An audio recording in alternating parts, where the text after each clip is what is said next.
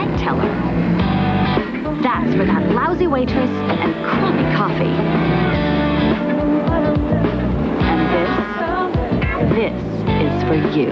The Chevy Camaro's 200 horsepower, 3800 V6. Therapeutic, isn't it? John Hammis on 17 First Coast News. Get it all in 30 minutes. This is an ABC News special. Suddenly, very suddenly, 1 year after jury selection began, a verdict. A verdict to which millions of black and white Americans have reacted very differently. I didn't see it. It took the jury less than 4 hours to reach a verdict. We, the jury, in the above entitled action, find the defendant, Orenthal James Simpson, not guilty of the crime of murder. O.J. Simpson goes home, a free man, along the California freeways in another white van. Also in this hour, the first and only television interview with defense attorney Robert Shapiro. Would you work again on a case with Johnny Cochran? No. Would you work on a case again with F. Lee Bailey? I will not talk to F. Lee Bailey again. Robert Shapiro talks to Barbara Walters, and the Brown family talks to Diane Sawyer. In O.J. Simpson, not guilty. Now reporting, Peter Jennings. Good evening, everybody. Thank you for joining us. Someday, some year. Tonight, the first confirmation of what we've been hearing for most of this day, the race question, the Furman question, the impact of Mark Furman's attitude towards black Americans, and the way the defense attorneys were able to turn that into an attack on the credibility of the case against their client was, for some people, at the heart of the matter. After the verdict was announced today, millions of Americans who are black and millions of others who are white reacted very differently to the verdict. This is outside the courtroom. And it happened in manner like this in very many parts of the country. When we polled today, 83% of blacks we talked to said they agreed with the jury's verdict, and 37% of whites we asked said they disagreed. After the verdict today, the jurors said they would not talk to the prosecution or to the defense or to reporters. But tonight we have the first inkling of what went on in the jury room. One of our reporters has visited with the daughter of juror number 3. She is Anise Aschenbach. Our reporter was there when the juror, one of 2 whites on the jury, called her. And afterwards, her daughter, Denise, who you'll see, told us what her mother had said about the verdict. The mother is a woman who the defense in this case believed would be the most difficult to convince of O.J. Simpson's innocence. So here is the daughter's recounting of the telephone conversation for us.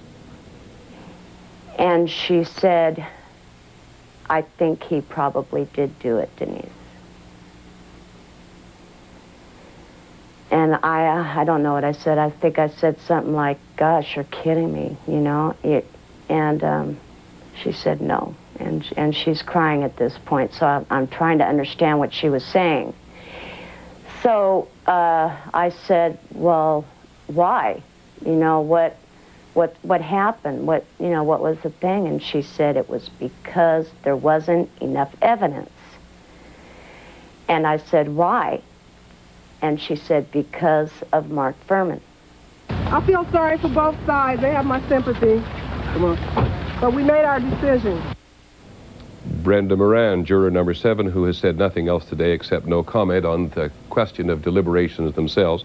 Perhaps the race question just seemed to loom larger today, but it's been there since the very beginning of the trial.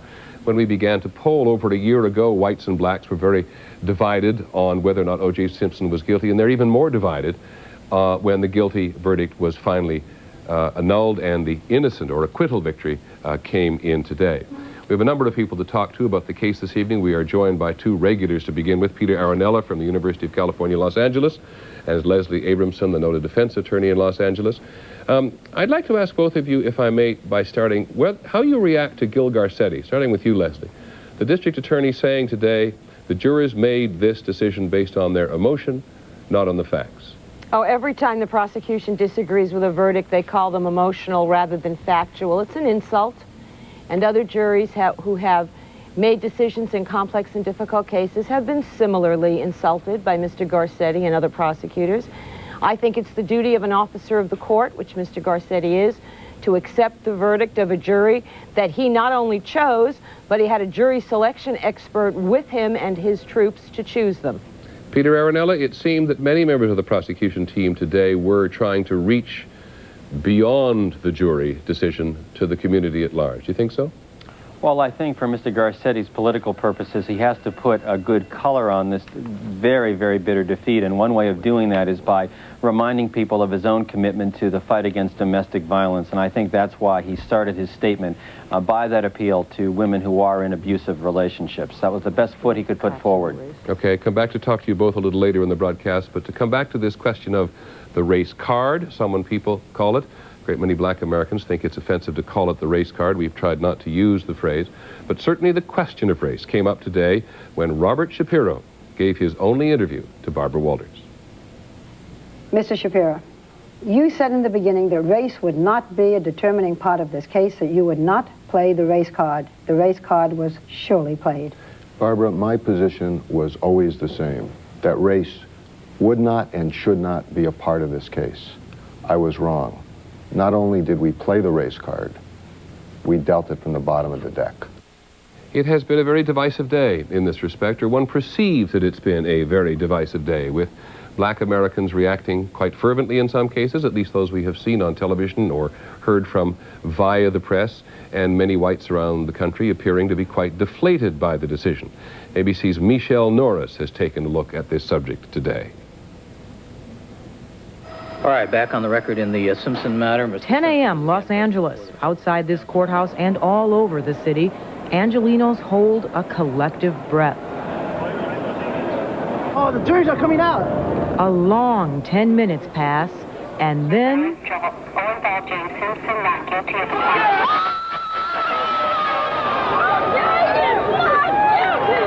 Here the crowd is mostly jubilant. LAPD guilty! The reactions do not always fall along racial lines. There are a bunch of white folks here. A bunch of white folks. A bunch of Latinos that believe that O.J. was not guilty. That was not the case in two very different neighborhoods, where the reactions confirmed what the pollsters had always said. People's perceptions of the O.J. Simpson verdict are largely connected to the color of their skin. We, the jury, in the above entitled action, find the defendant, Orenthal James Simpson, not guilty of the crime.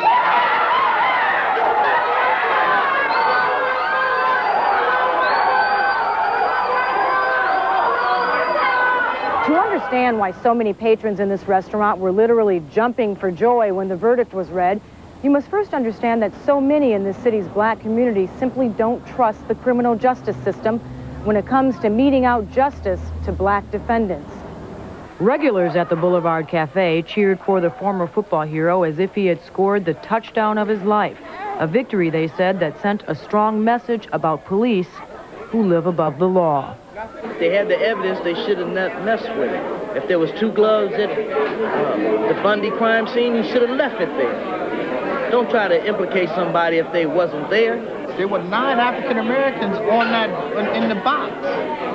And every one of them have had somebody in their life somewhere at some time touched by injustice. O.J. was not on trial. All of the Mark Furmans were on trial.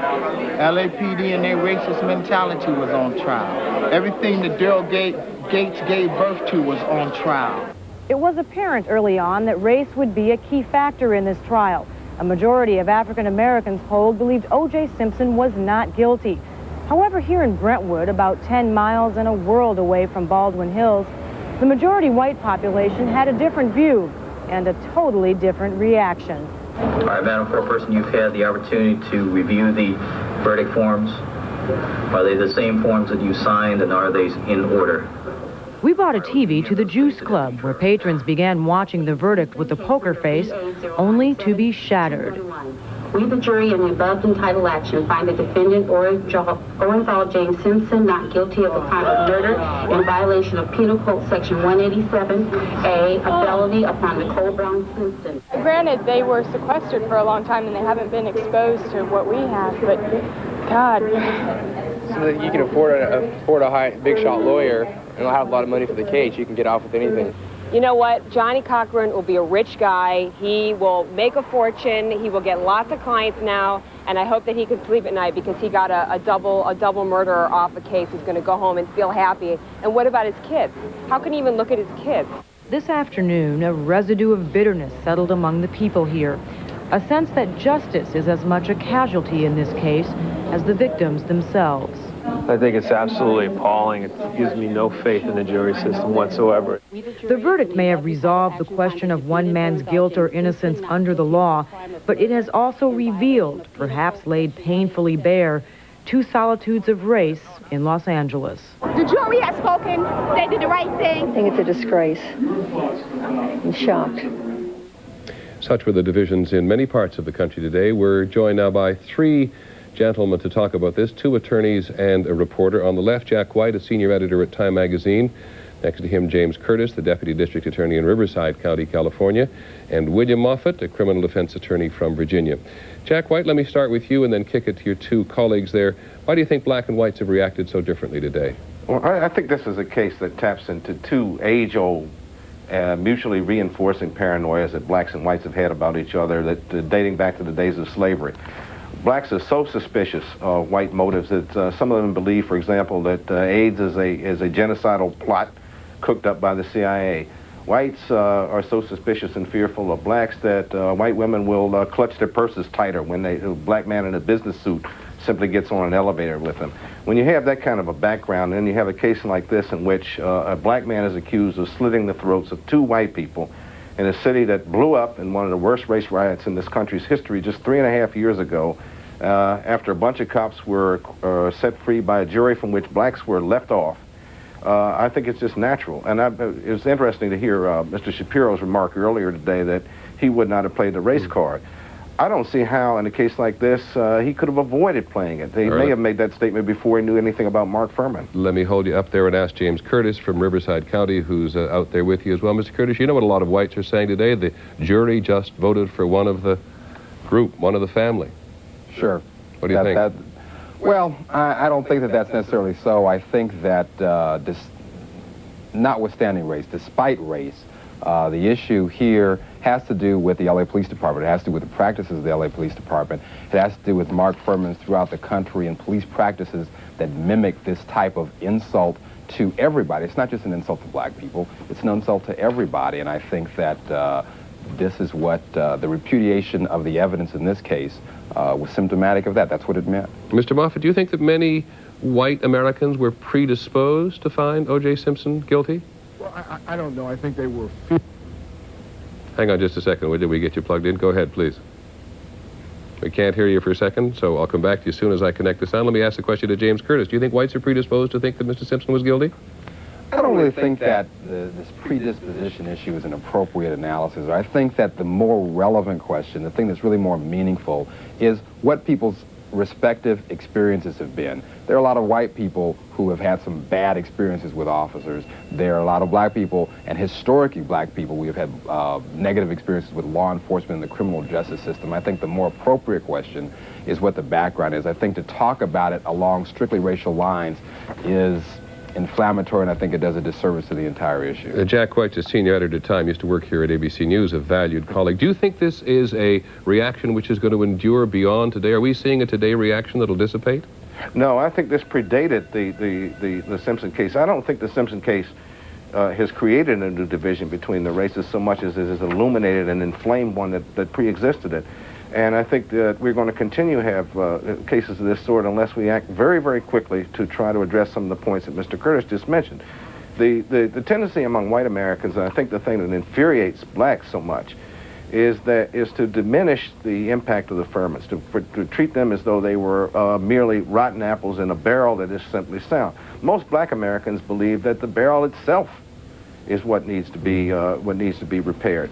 And that's one of the reasons why you have so much trouble here. People talk past each other. The key issue in this case to most whites has been whether or not O.J. Simpson was a murderer.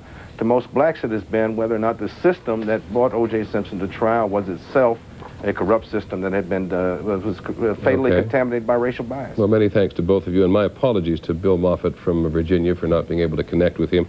Here's something that may be of interesting to the two of you and perhaps also to the audience. In our poll today, the following question: would a mostly white jury have acquitted O.J. Simpson? 48% of whites said yes, and 49% of blacks said yes. So there's agreement on this issue, and in both cases, it is less than 50%. Back in just a moment. O.J. Simpson, not guilty, will continue in a moment.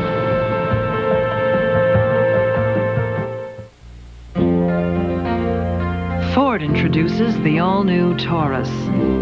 It's just like a dream you can hold in your hands. Taurus stole your heart once, it'll steal it again. Its promises made, its promises kept. It's a dream within reach, and it's you at your best. Taurus, making the dream come true for you. Making the dream come true. It's a cherished part of the American heart, a vision that's shining through. Taurus, making the dream come true for you. Making the dream come true.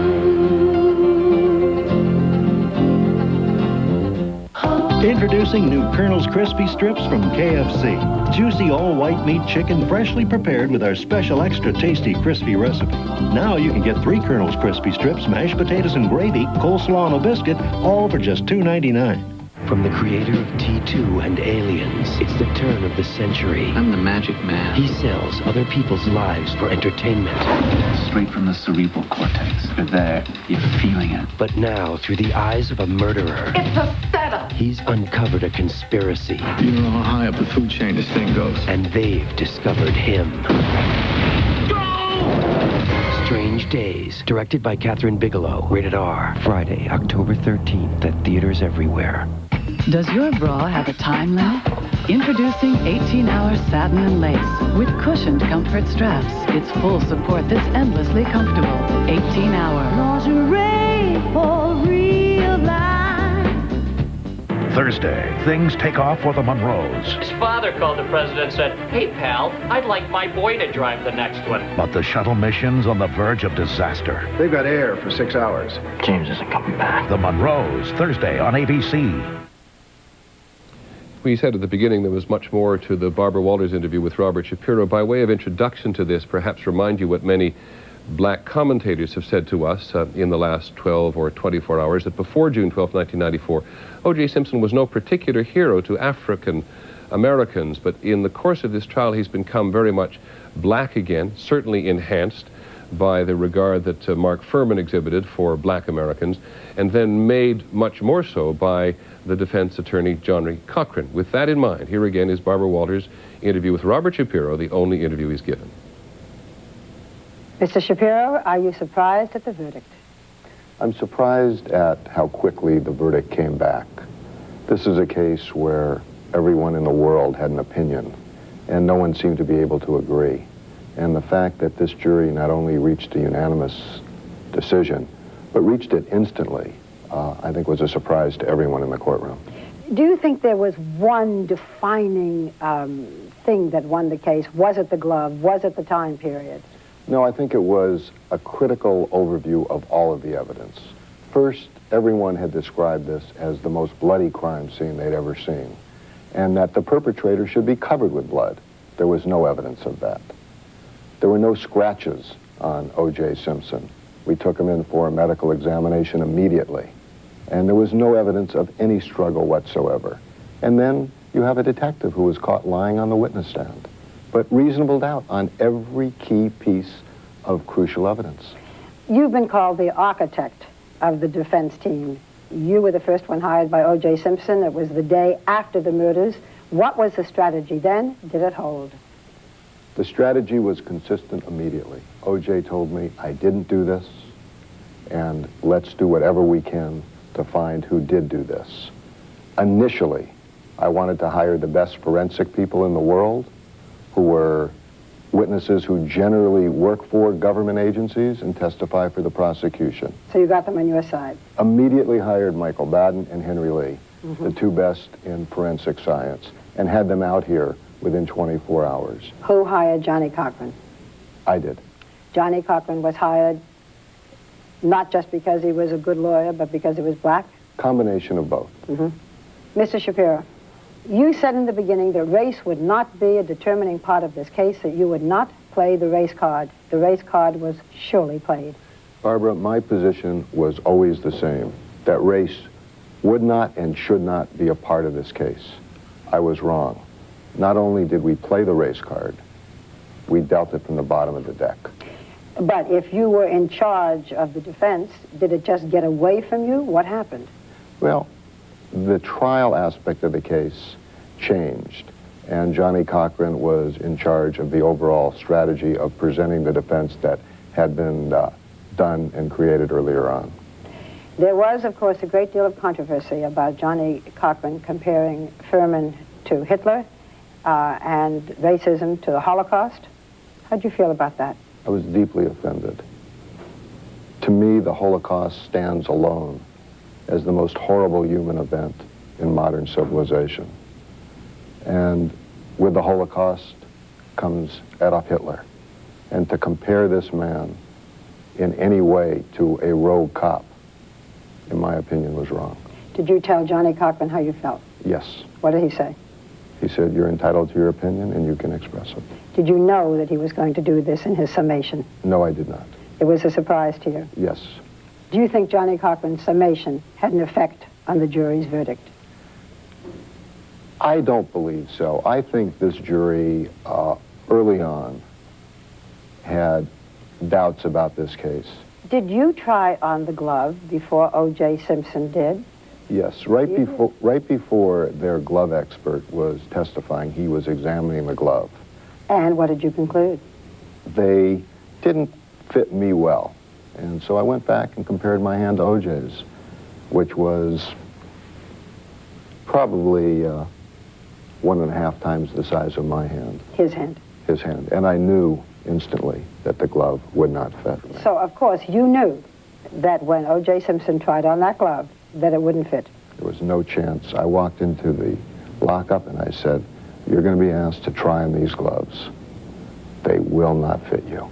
So do it. And he looked at me and he said, that's what I've been telling you. That's what I've been saying. Quite a few months ago, it began to seem that it was you on one side and Johnny Cochran and F. Lee Bailey on the other, and that your team was split. There was a difference in the defense team and in strategic ways that things should be presented. And that's good. Oh, come on, Mr. No, Shapiro. it is good. To be divisive? It is good because it gives different points of view. But should there be animosity among the lead members of the defense team? There was not animosity between myself and Mr. Cochran. There were serious differences of opinion, and still are. Who hired F. Lee Bailey? Did you? It was my desire to have him behind the scenes, to rely on his great wisdom and his brain power, but I did not feel that he should be in the courtroom. So you did not want him there, and he was, and he did cross-examination? That's correct. You speak of differences with Johnny Cochran. What are the major differences? Well, the difference on the racial issue. He believes that everything in America is related to race. I do not. I do not agree with him on the use of the Nation of Islam to protect him. I thought that sent an improper message. Minister Farrakhan's members? Correct. Had it been a hung jury, would you have been a member of the defense team again? My wife has suffered greatly through this. With that consideration and also with the racial issue, the way it was brought up, I had concluded that I would not participate in a retrial. How much of a role did O.J. Simpson himself have in the defense team and in the strategy? I've been trying cases for 25 years. He was the most active person I have ever represented. He knows every aspect of this case. Why didn't O.J. Simpson take the stand? Was that your decision, Johnny Cochran's decision, or his decision? Initially, it was my decision. O.J. always wanted to take the stand. Mr. Cochran and Mr. Bailey thought he should take the stand.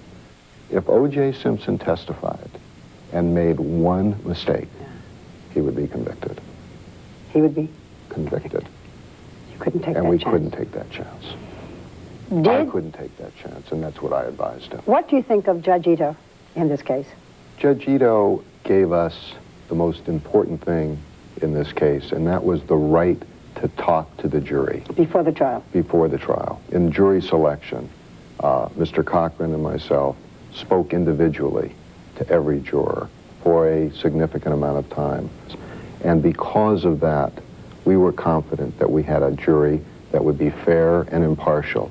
And if they were fair and impartial and followed the law, there would clearly be reasonable doubt. What did you think of Judge Ito during the actual trial? Like some of the lawyers in the case, Judge Ito, unfortunately, was seduced early on by the media. He also was very indulgent with lawyers, which is very nice for lawyers, but it doesn't move the case along quickly. Tell me about how this case has affected you. You have gone places and been cheered. People asked for your autographs. At another time, you were jeered at a, what, football game? At a Laker game. At a Laker game. I understand President Clinton sought you out. King Hussein, when he was here, wanted to discuss King Hussein of Jordan, the case with you. What has this done to your life? It's changed it enormously, but I think once the furor of this case dies down, so will the attention on the lawyers. If you had it to do all over again, would you do anything differently in this case? Oh, I'd probably do a lot of things differently, but I'd still be involved in this case. There's been high points and low points, but it's an experience that I will have with me the rest of my life, and I would not have missed it. Would you work again on a case with Johnny Cochran? No. Would you work on a case again with F. Lee Bailey? I will not talk to F. Lee Bailey again. Would you work on a case again with Barry Scheck? Yes. But I don't think that opportunity will arise. Thank you, Mr. Shapiro. Thank you very much for giving me an opportunity to say things that have been on my mind for the last 16 months. That had been on a lot of people's mind, had been obvious for a long time, but never been quite as precise as drawn out by Barbara Walters in an interview with Robert Shapiro. And it has been very much the confrontation, the tension, the disagreement between Mr. Cochran and Mr. Shapiro that caught people's attention today. And we caught Mr. Cochran on the street a short time after that interview and asked him what he thought. You not only played the race cards, you played from the bottom of the deck, he says. Well, you know, that's, and I feel very badly that he felt that way, Helen, but he's the one who's troubled. Helen, we're happy. We've moved on. All of us on the team are united. He's isolated by himself. You understand? You're telling me stuff, that's Bob Shapiro's problem. Johnny Cochran in Los Angeles this evening. We've moved on, he says. Also a sentiment expressed a little earlier by Nicole Brown Simpson's sister. We're moving on, she said, to concentrate on the case of battered women. Back in just a moment. This ABC News special, O.J. Simpson Not Guilty, will continue in a moment. Ford introduces the all-new Taurus, where every curve flows into an ingenious new design, where one-of-a-kind ideas unfold, where everything you touch is soft on your fingertips. And even the back seat shows forward thinking. The all-new Ford Taurus. Making the dream come true. Welcome to the Rolaids Relief Exercise. Draw the letter R and relax. Open your mind. Live in perfect balance. Rolaids absorbs the acid that causes heartburn. Ingredients. The only leading antacid tablet with calcium and magnesium. Fast, dependable relief. Start now with your own natural power, because feeling better begins with Rolaids and you. Why can't we love as many people as we want in a lifetime? I took my marriage very serious. I never liked full moons. They give people an excuse to do foolish things.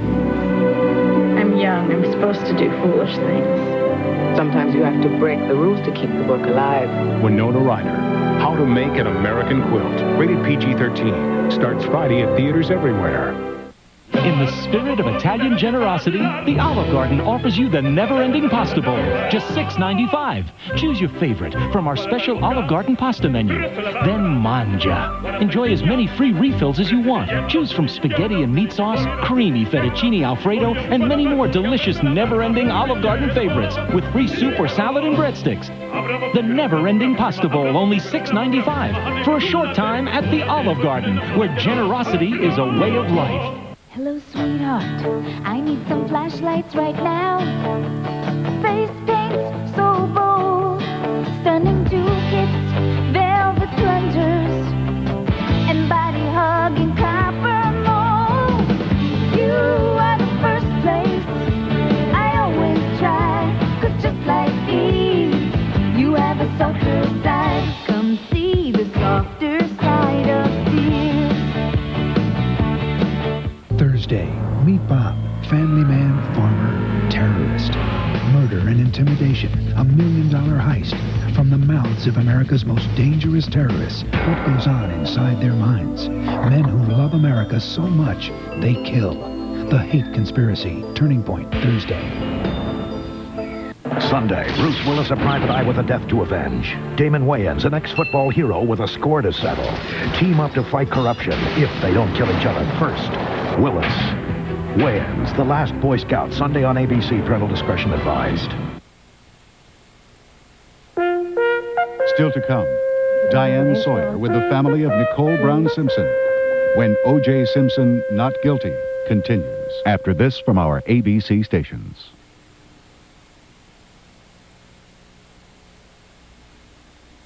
This 17 First Coast News preview brought to you by Outback Steakhouse.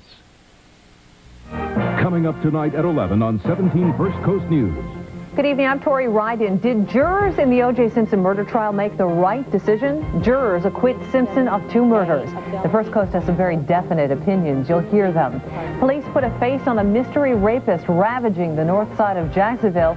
And her name is Opal, and this hurricane is no gem. Her power and feared fury prompt evacuation. Watch the 17 First Coast News team tonight at 11 and get it all in 30 minutes. Yeah, listen up, mate. If any one of you can hit a bullseye, I'll buy you a steak dinner. Did I say bullseye? Yeah, I'm in a triple 20.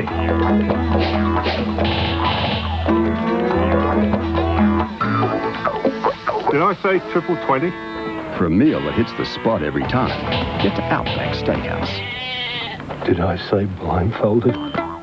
Big Lots presents... Close out, man. I'm here to convince Penny Pincher she'll get more for her money at Big Lots.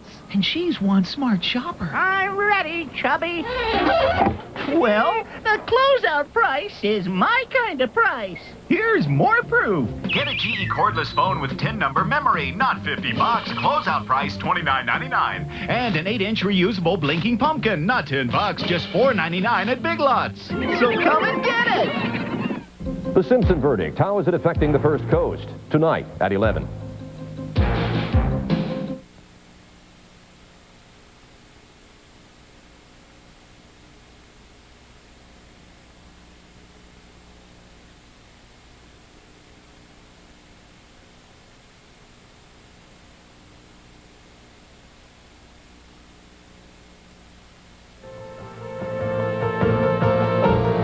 This ABC News special, O.J. Simpson Not Guilty, continues. Once again, Peter Jennings.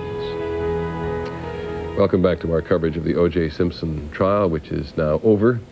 Take a look at this and think of the contrast that this must be in Mr. Simpson's life. 474 days he spent in this jail cell. And as is required by law, last night in that cell, he was asked to step out while people searched in it for objects with which he might attempt to commit suicide, lest he were found guilty. And here he is earlier today at 360 North Rockingham, which will now become one of the most famous residences in all of Los Angeles, one suspects, celebrating his freedom with his friends and with his family, who have arrived in some considerable number. flowers pouring in, and it was even a bit on the freeways today, like it was through that original cavalcade. There were people cheering him in some cases as he went by. There are others in the country, as you know, in shock. Just hours ago, ABC's Diane Sawyer, who is in California as well, sat down with Nicole Brown Simpson's family to talk about all this in their oceanfront residence at Laguna Beach. We watched your faces today on the cameras in the courtroom. I couldn't even get a tear out. I couldn't even cry. I didn't cry. The children, you have worried over them. You came home today to be with them and to tell them yourselves. You did tell them? Yes, told them. Told them Daddy's free. And did they say anything to you? They were happy. Happy to hear that Daddy's free. They love Daddy. Yeah. We have never said anything negative about Daddy to them. What will happen next with them? Well, we don't know. Sydney asked me today, she says, do I have to leave? And I said, maybe. Our grandchildren now have a father that's a free man, whereas they have no mother, regardless of her situation. But at least they have one parent to back up their life. The problem with that one parent, though, is that he is a batterer, and that is the only thing. Nobody can take that away. Of course, he has said there was the one incident in 1989, and this will vindicate him on the other incident. But there are notes, there are diaries that Nicole left behind, and people can't forget that. And you know what? If I have to go public with those notes and diaries, I will do so. I think it's a shame that kids have to live in a household that is abusive. Did he give you any indication when he would want the children or what would happen? Oh, he would like to get acquainted with the children first again, and hopefully they can finish school, and I don't think that he knows really what he wants right now. So you're not talking about days or hours before something is decided? No. I think he is reasonable enough to know that the children have a good life here, that they find strength and love in this house. Some people have wondered if you'll resist, if you'll fight his getting the children. I've stated in the past that I would.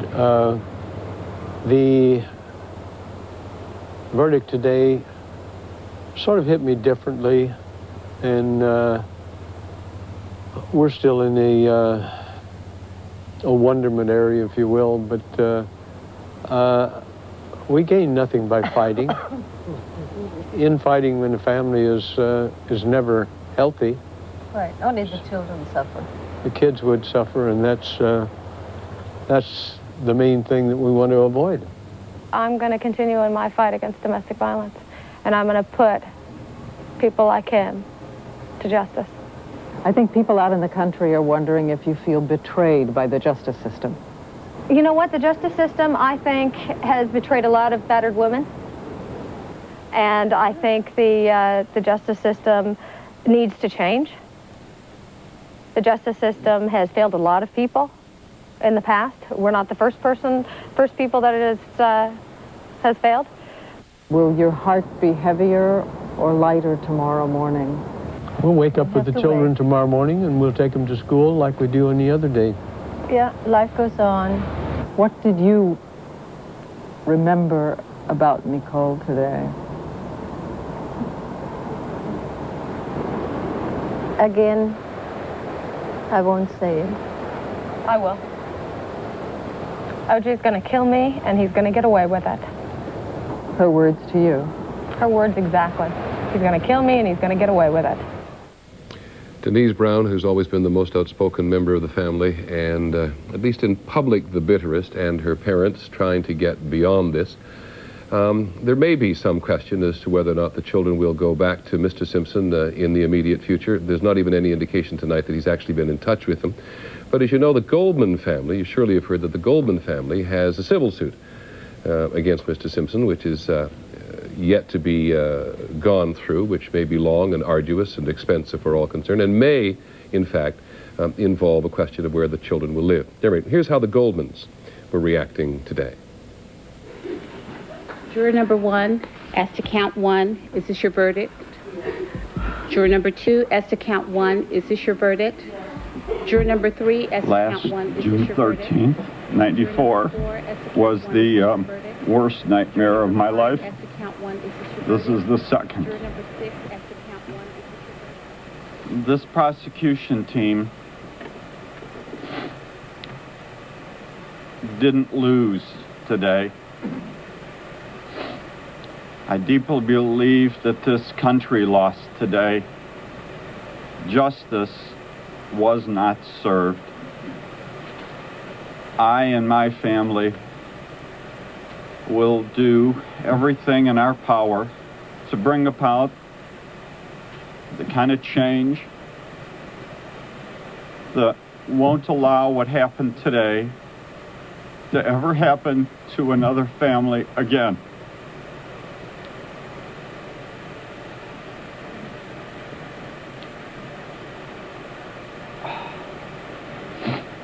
I will forever be proud of my son and my family. Thank you. Thank you all.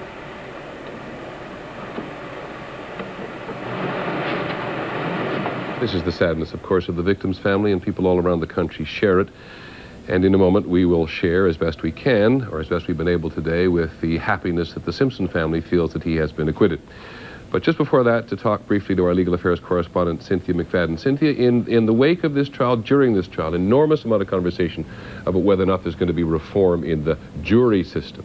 Do you think that's all today talk, or do you think there will be a genuine effort for reform as a result of this trial? I think there may well be, Peter. I'm not quite sure what form that will take, but I think that many things are going to be reconsidered. Unanimous verdicts are already under reconsideration here in California, whether juries should be sequestered, how much money defense lawyers and prosecutors should spend in cases, or defendants, I should say, and prosecutors should spend in cases is a practical question there may be no practical answer to. But I can only tell you, Peter, that the Goldmans today in court, their hearts breaking as they were. You can imagine that they're trying to find some meaning in all of this, and Fred Goldman's talk of reform may be that. And Nicole Brown, thank you very much, Cynthia. And Nicole, or rather Denise's determination to go on in the cause of battered women, which she has said a couple of times today, not always with quite the vehemence that she spoke about it there this evening, trying to get beyond in many cases. And for the Simpson family, mother, sister, older children, a genuine opportunity now to come together again with O.J. Simpson, about which they were not always certain. Here's their reaction today. Mr. Simpson, would you please stand and face the jury? When you know that someone is innocent, you are able to hold your head up high, and that's the one thing that our family has tried to do during this whole trial, is to carry ourselves with great dignity and to let the justice system do what it has to do. Ladies and gentlemen of the jury, is this your verdict? So say you one, so say you all. I was always in prayer. I knew that my son was innocent. And I had the support of so many people all over the world. And I know that prayer of the righteous prevaileth much. And I believed in that. We were on an emotional roller coaster. And when one would break down, the other ones would come together and lift them up, and then the next one would break down. So we were just all there for each other. We're a very strong family, and we stick together, and we were very prayerful, and we just knew that no matter what was going to happen, that God was going to take care of us. For so many months, you've been asking me, how do I feel?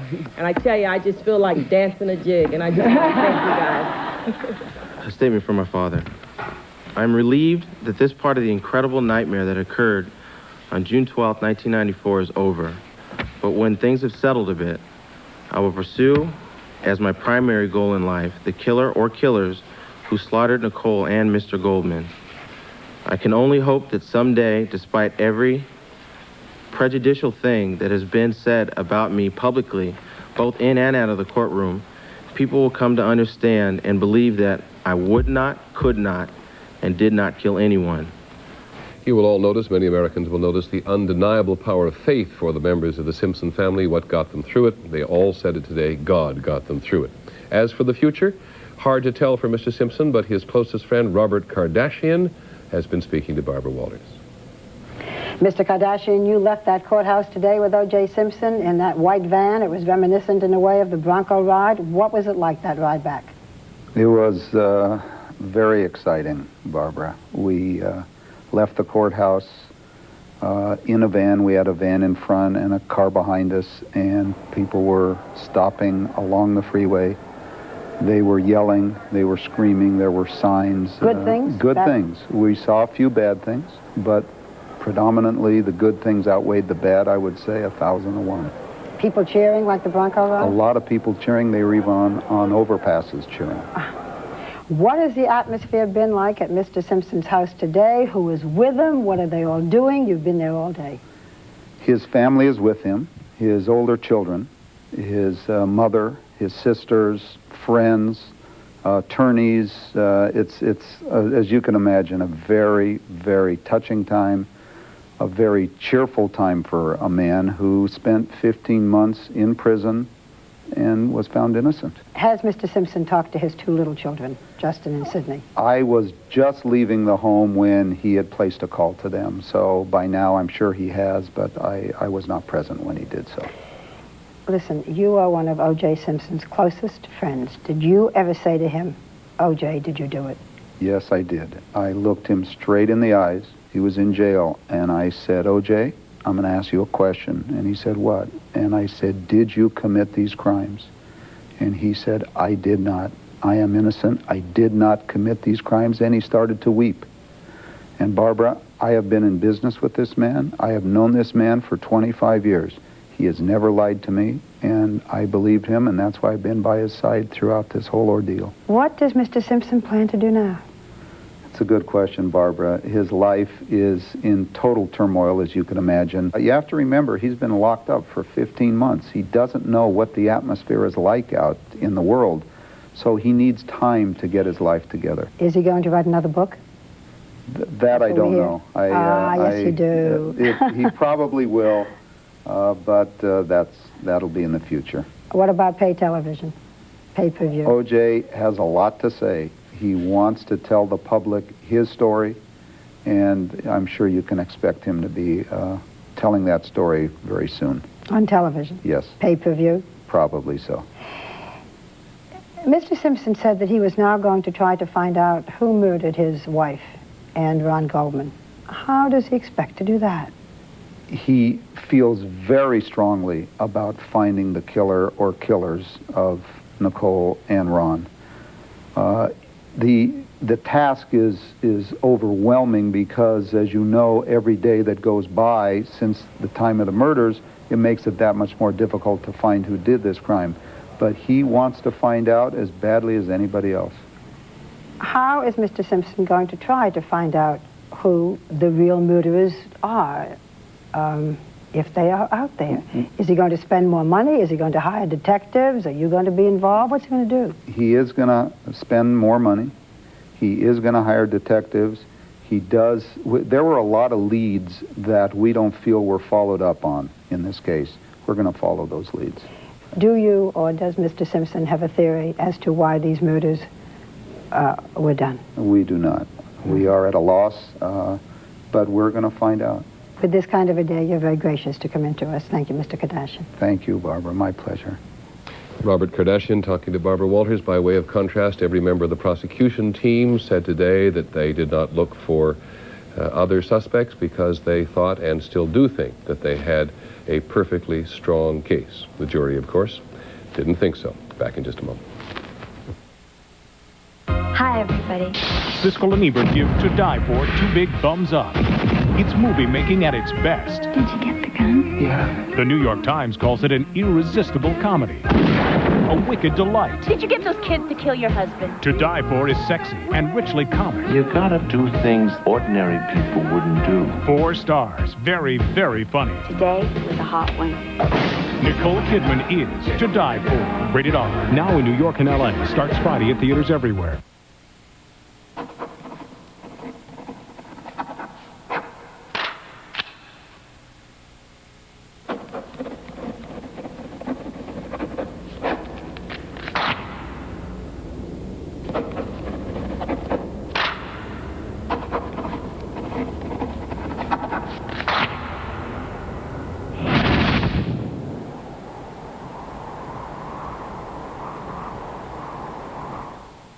Oh, great. Your mother-in-law is coming, and she'll want to see that dress she gave Ellen. Yeah, that one. She's always on time, and you've got just one shot at getting that stain out. Don't risk it, whisk it with new Whisk. A whisk with even better stain fighters. In just one wash, Whisk gets out tough stains, even juice stains. She's coming! Don't risk it, whisk it with new improved stain-fighting Whisk. Leg Smooth Silhouette's pantyhose, slim and smooth every crucial inch between your tummy and your toes. Smooth silhouettes from Legs. Nothing beats a great pair of legs. My migraines kept me from coaching.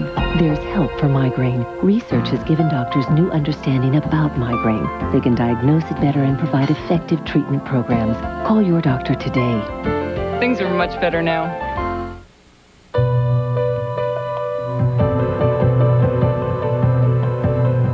Thursday, Charlie Grace gets a small-time client I want to hire you. who's wanted for a big-time crime. I didn't kill nobody. I believe that. And absolutely nothing. Kiss mine. Will stop Charlie from finding the real killer on an all-new Charlie Grace Thursday.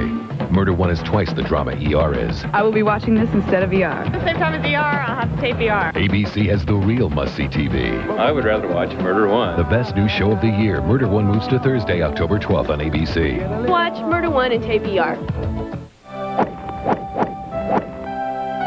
How to achieve success. For me, it's the details. In golf, that means taking it one stroke at a time. And at Jiffy Lube, we do it one car at a time. And we offer the quality of Pennzoil. So even though we've serviced almost 100 million cars, the one that matters most is the one we're working on now. Experience our exclusive signature service at all 22 convenient Jacksonville locations. You can win $3,000 Thursday morning if your birthday matches the one in this envelope. Where are we going to get $3 grand?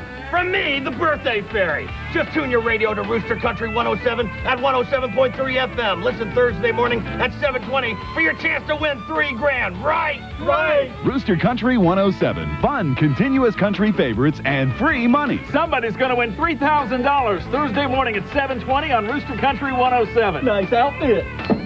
You too. In the spirit of Italian generosity, the Olive Garden offers you the never-ending pasta bowl, just $6.95. Choose your favorite from our special Olive Garden pasta menu. Then mangia. Enjoy as many free refills as you want, with free soup or salad and breadsticks. The never-ending pasta bowl, only $6.95 at the Olive Garden, where generosity is a way of life. And now kids can get a spaghetti meal with salad, breadsticks, and beverage for only $1.99 for a limited time at the Olive Garden. The jury, the jury, the jury, how it has puzzled the country and perplexed many people in the country on occasion, whether members of the public thought O.J. Simpson was guilty or innocent. The 10 men and 2 women, 9 blacks, 2 whites, and 1 Latino have been in a somewhat different position than the rest of us. Somebody referred to those of us in the public as the 13th juror, because in many cases, we knew more about what was going on in the trial than they did, because of this thing called sequestration. Here's ABC's Tom Foreman. 3, 2, 1, and liftoff. Long enough for the space shuttle to go up and come down 5 times. You haven't seen your children enough. You haven't seen your family enough. You haven't seen your loved ones enough. Long enough for the football season to end and start again. I guess we've been together longer than some relationships. Long enough for 15 tropical storms to roar through the Atlantic. The bailiffs do tell me that you're not happy campers again. 266 days. That is how long the jury was sequestered. Buried every day beneath the details of the trial, locked every night on the 5th floor of this hotel, 5 blocks from the courthouse. As they went home today, there were glimpses of how very difficult it was. Get me back. You're free. If the quick verdict surprised some, it could not come quick enough for the jury. Well, we've been there 9 months. You know, don't take another 9 months. Oh, I'm so happy. Feel as though there's a relief here. Feel as though 300 pounds has been taken off my shoulders here. Life in sequestration was full of pressure. Jurors could never lock the doors to their rooms, never go for a walk alone, never talk on the phone without a deputy listening. They ate cafeteria style with no alcohol allowed. Often feeling like prisoners themselves, they shared 2 TV sets and watched court-approved movies, some, ironically, about prisons and crime. There are places in the world that aren't made out of stone. They were allowed to watch major sporting events and things like that. They just had to be sure that, when a commercial came on, that it didn't have anything to do with the case. The jurors were taken out at times for secret tours and private performances by big-name stars. There were trips to famous restaurants, a visit to the Queen Mary. They even went to a Dodgers game. A juror caught a foul ball. As with everything else in their lives, the judge took note. I understand one of us was unusually lucky. Some jurors who were dismissed earlier in the trial have suggested all of the scrutiny by the judge, the attorneys, the media, forced the jurors to grow very close to each other, very much like a family. When these people were in this together, they knew what you were going through because everybody was going through the same thing. And nobody else, who else could understand that but another sequestered juror? Jury analysts say that understanding may have paved the way for a quick verdict. Jurors become very adept at reading each other. Even their body language and facial expressions becomes a language of communication among jurors. Today, the jurors went home to their own families, no doubt feeling, as several former jurors have suggested, finally free themselves. I'll talk to you later, okay? And we'll be back in just a moment.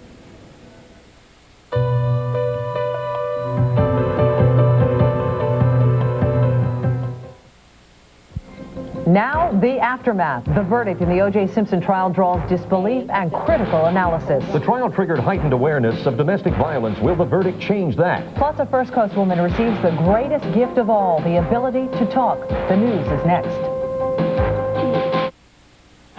Imagine an automobile engineered to such precise tolerances, it feels as if it were formed from a single piece of steel. Introducing the all-new 1996 Mercury Sable.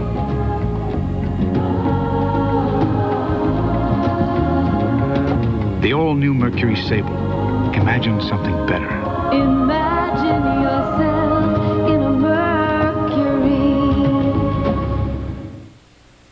A new report suggests folic acid may reduce homocysteine levels in the blood, a risk factor for heart disease, and Centrum has folic acid. Every time a vitamin makes news, I check my Centrum label, and Centrum's got it. Centrum's commitment to ongoing research assures you the best nutritional support, a more advanced multivitamin. Centrum, always more complete than any leading brand. Centrum? I just feel better knowing I'm taking it. Folic acid, another reason why Centrum is more complete, from A to Z. From Hollywood Pictures and director Roland Joffe comes a story of passion, danger, and courage. I would risk my life just to spend a few moments alone with you. She violated the law, dared to follow her heart, and risked her very soul for love. Demi Moore, Gary Oldman, Robert Duvall, The Scarlet Letter, rated R, starts Friday, October 13th. Being married to a dentist, we're always getting free samples of toothpaste. But what do?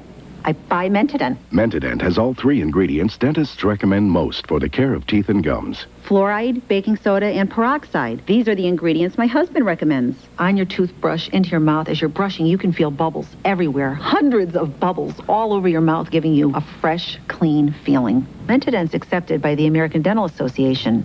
My husband would never recommend a product that wasn't. I remember when the only choice was aspirin. Next came Tylenol, but couldn't always handle all my tough headache pain. And now there's Aleve. But if pain comes back once you've taken it, you could be in pain hours before you can take more. No thanks. For me, the best choice is Advil. I can take Advil the way I want to. Advil contains the #1 doctor-prescribed pain reliever in its class in non-prescription strength. Nothing is proven to work better or last longer than Advil. Nothing. Advanced medicine for pain. What a long, long trial it has been. So much analysis, so many words spoken, so much commentary. Enough. The jury has spoken. I'm Peter Jennings. Good night. Later on Nightline, more on the trial that challenged our nation's sense of right and wrong, and now the verdict that challenges our sense of justice. Nightline tonight.